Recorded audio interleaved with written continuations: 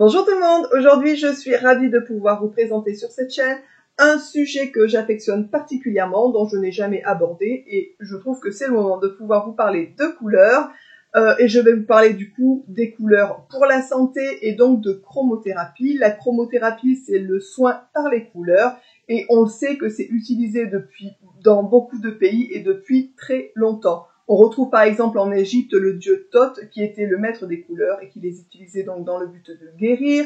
En Chine, il l'utilise aussi dans le diagnostic des troubles de la santé et aussi dans la diététique. Il y a aussi en Inde, en France, enfin dans plein de pays, on retrouve la chromothérapie et c'est bien fait. Ici, je vais vous parler donc du coup de santé et de couleurs, à savoir que bien entendu, ce sont des conseils, des informations que je vous donne. En aucun cas, je vous dis de ne pas aller voir votre médecin. Si vous avez des soucis de santé, allez consulter. Ceci est une aide, un petit supplément, un petit coup de pouce pour vous permettre d'aller mieux, tout simplement.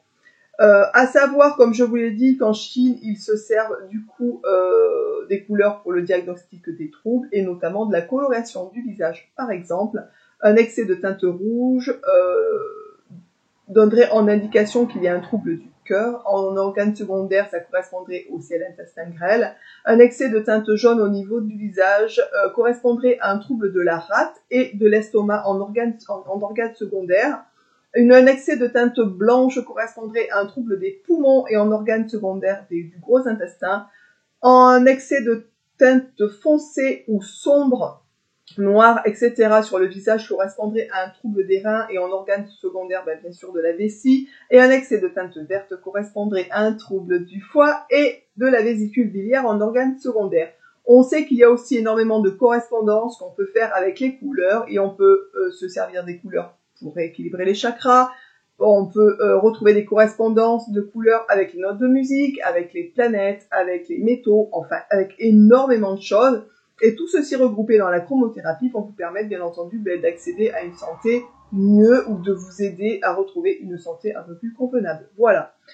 L'utilisation thérapeutique des couleurs est large en fait, mais moi je vais m'axer sur trois, on va dire, utilisations principales qu'on peut mettre en œuvre un petit peu tout le monde tous les jours, mais il y en a d'autres, donc si vous voulez des informations plus poussées que celles que je vais vous donner aujourd'hui, n'hésitez pas à vous acheter un bouquin.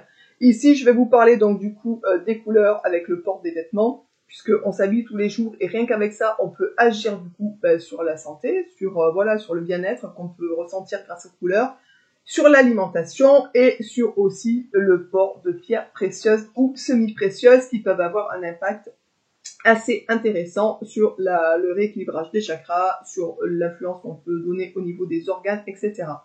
Pour commencer, du coup, les propriétés curatives des couleurs, je vais commencer par le rouge. Le rouge qui est une couleur vive, qui a beaucoup de correspondances.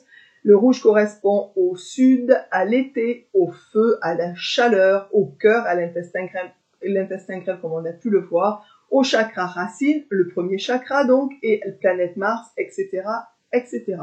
Le rouge correspond à l'élément feu en médecine chinoise et en médecine indienne. Il est le stimulant universel du feu interne. Le rouge va stimuler donc les nerfs, le sang et combattre les effets nocifs du froid.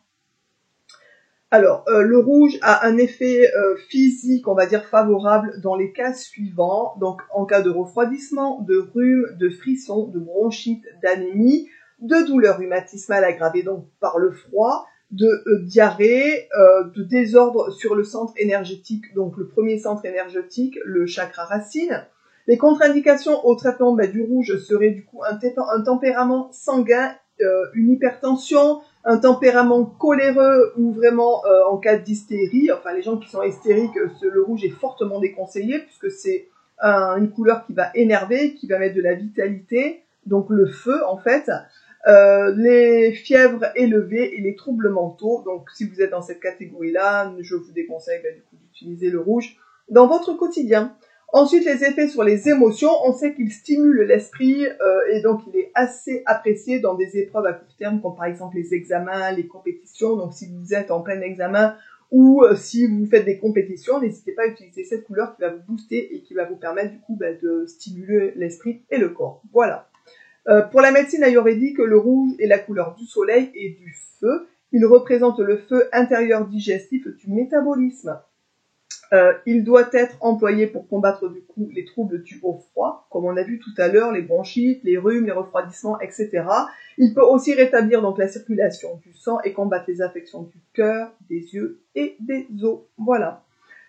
Donc, pour utiliser du coup les vêtements rouges, puisque vous pouvez utiliser donc les vêtements rouges qui vont avoir une utilisation pour les petits problèmes quotidiens, ou du moins qui vont booster en fait lors de certains on va dire certains moments de votre vie. Par exemple, vous pouvez utiliser des vêtements rouges pour des petites périodes de temps, comme par exemple les compétitions sportives, comme je vous l'ai dit, les efforts à fournir, pour stimuler aussi l'appétit. Les gens qui seraient en manque d'appétit, n'hésitez pas à porter du rouge, qui va essayer de vous booster, puisque ça correspond aussi au chakra racine, et donc à l'élément de la survie, en fait, à l'élément voilà de l'enracinement, et donc de la survie, et donc de l'appétit. Donc le rouge va vraiment vous permettre du coup de retrouver du coup de l'appétit pour ceux qui en manquent, tout simplement, et va vous permettre aussi la combativité sur tous les plans. Voilà, donc si vous êtes pas très en forme ou etc., vous avez besoin vraiment de quelque chose qui va vous booster, n'hésitez pas du coup à porter du rouge, tout simplement. Il faut savoir aussi que chaque couleur est censée stimuler l'organe correspondant. Par exemple, dans l'alimentation, le rouge va stimuler le cœur et l'intestin grêle. Donc, dans ces cas-là, il sera conseillé de choisir des aliments de couleur rouge si vous voulez booster ces organes-là, comme par exemple la tomate, les poivrons rouges, le paprika, voilà, et d'autres, bien sûr, tous les aliments qui seraient de couleur rouge. En lithothérapie, pour terminer, on sait que le rouge, comme je vous l'ai dit, est une pierre qui est utilisée pour se soigner dans le chakra racine, donc le chakra numéro 1 qui nous relie directement à la terre et à la survie, comme je vous l'ai dit. Les pierres rouges vont donc permettre de rééquilibrer ces chakras, tout simplement. Voilà, j'ai fait une petite découverte pour vous de la couleur rouge. J'espère que ça vous aura plu.